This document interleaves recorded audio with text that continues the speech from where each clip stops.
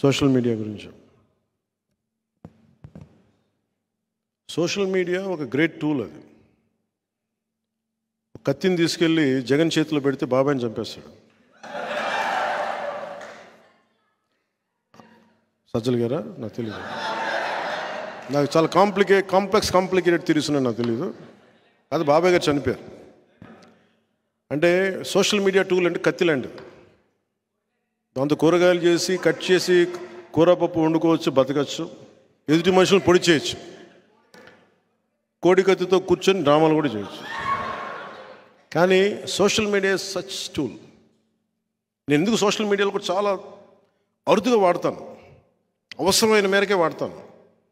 Followers కోసం ఈ పిచ్చిగా నేను చేయలేను. నేను లైక్స్ కోసం, డిస్లైక్స్ కోసం నేను చూడను. కాకపోతే social media is the greatest tool.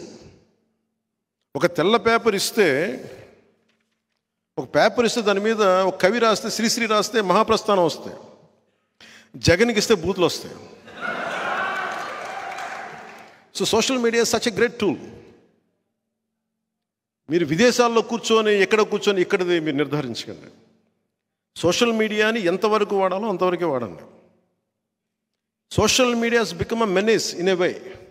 చచ్చిపోతున్నారు చాలామంది, నలిగిపోతున్నారు. అది ఈ పొలిటికల్ రైవల్స్కి అది వెపన్ అయిపోతుంది. మన వాళ్ళకు కూడా చెప్తున్నాను, మీరు ప్రత్యర్థులను తిట్టేటప్పుడు కూడా ఒకవేళ మీరు భాషని తట్టుకోలేనంతగా తిడితే మటుకు ఇందుకు తిడుతున్నామని వాళ్ళకి పోస్ట్ చేయండి, తప్పక తిడుతున్నామని. అంతేగాని మీరు ఎదురుపడిపోయి చిన్నపాటి కామెంట్ నేను తిట్టినా కానీ కొంచెం భరించండి. పాలన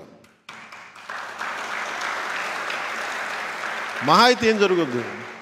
మీరు ఒకటే ఆలోచించండి, ఆకాశం మీద ఉమ్మేస్తే ఎక్కడికి వెళ్తుంది? మహా అయితే కుడి కన్ను మీద కానీ ముక్కు మీద కానీ పడతాయి. అంటే వాళ్ళు ఐడి చేసిన దాన్ని బట్టి. జనసేన ఏదైనా కాదు, మనం సోషల్ మీడియాని బీ రెస్పాన్సిబుల్. ఎందుకంటే సోషల్ మీడియాలో భవిష్యత్తులో ఒక డేటా ప్రొటెక్షన్ బిల్ వస్తుంది, డేటా సెక్యూరిటీ బిల్, ఇవన్నీ వస్తున్నాయి. అందువల్ల ఇప్పటి నుంచే దీన్ని మనం క్రమబద్ధీకరణ చేసుకుంటే it would be great tool. అలాగే ఆర్టిఫిషియల్ ఇంటెలిజెన్స్, ఏఐలో పాపం ఎవరు ప్రధానమంత్రి గారు కూడా చెప్తున్నారు, ఆయన కూడా కూర్చోబెట్టి చేసే ఆ స్థాయిలో ఉన్నాయి. ఎవరో ముఖానికి తగిలించేసి ఇవి కూడా జరుగుతాయి. Artificial intelligence has become such a menace. ఇవన్నీ దృష్టిలో పెట్టుకొని, ఇవన్నీ ఎందుకంటే అంటే ఫాల్స్ ఇన్ఫర్మేషన్, డిస్ఇన్ఫర్మేషన్ చాలా ఎక్కువ ఉంటుంది. Misinformation, disinformation.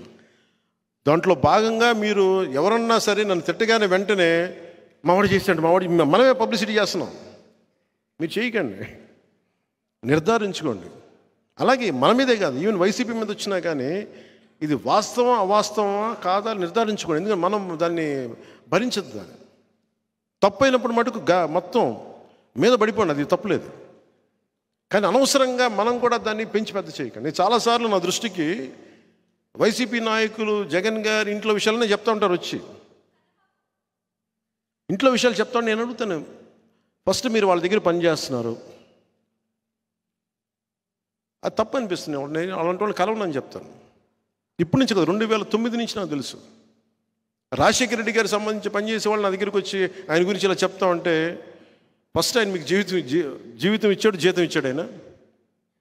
ఆయనకు ద్రోహం చేసినవాడు మళ్ళీ నాకు ద్రోహం చేయని గ్యారంటీ అండి, అవసరం వెళ్ళిపోయాను. అందుకని అంటే ఇలాంటివి ఉంటాయి. అందుకని మీరు ఇవన్నీ కూడా సోషల్ మీడియాలో let us be very very responsible. ఆ మోడస్ ఆపరెండి లేదంటే కోడ్ ఆఫ్ కాండక్ట్ ప్రోగ్రామ్ ఏదో మీరు, నేను ఎన్ని రూల్స్ చెప్పినా కానీ పాటించేది మీరే. నేనైతే నా రూల్ పాటిస్తాను. నేను ఫాల్స్ ఇన్ఫర్మేషన్, డిస్ఇన్ఫర్మేషన్, మిస్ఇన్ఫర్మేషన్ నేను పోస్ట్ చేయను. ఏదైతే చెప్పదలుచుకున్నానో, ఎంతమంది అటాక్ చేసినా బలంగా ధైర్యంగా చెప్తాను. సో దీన్ని దృష్టిలో పెట్టుకొని use it is a great tool. మీ అందరికీ సంబంధించి let us have one Janasena umbrella. ఇది శతఘ్ని అనేది ఒక జనసేన అంబ్రిల్లా. దీంట్లో జనసేన మెంబర్షిప్ ఉన్నా లేదా నాకు అనవసరం.